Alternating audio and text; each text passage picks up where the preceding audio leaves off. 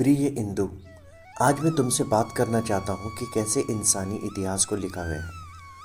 हम सब अपने आसपास के लोगों और जगहों के बारे में जानना चाहते हैं, लेकिन शुरुआत में लोगों के पास ऐसे रिकॉर्ड्स नहीं थे जैसे कि आज हैं। जो कुछ भी होता था, लोग उसे याद करते थे और दूसरों को सुनाते थे।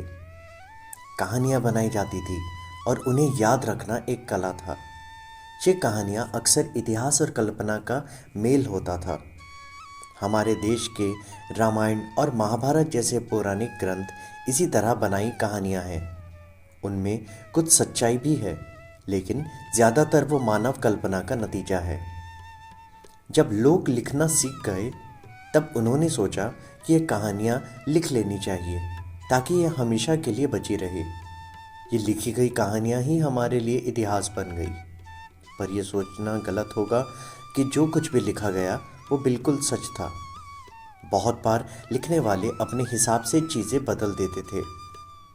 अब सवाल ये है कि हमें ये कैसे पता चले कि सच क्या है और झूठ क्या है। इसका जवाब है, हमें सोचना पड़ेगा, एनालाइज करना पड़ेगा और बाकी सबूतों को देखना पड़ेगा। सिर्फ लिखी गई बात को सच मान लेना गलत हो सकता है। तुम्हारे लिए ये समझना जरूरी है कि हम जितना ज़्यादा पढ़ते हैं और समझते हैं, उतना ही हम सच्चाई के करीब जाते हैं। हर पुराना ग्रंथ ये कहानी हमारे लिए एक नई दुनिया खोलता है, लेकिन हमें समझदारी के साथ उसे देखनी चाहिए।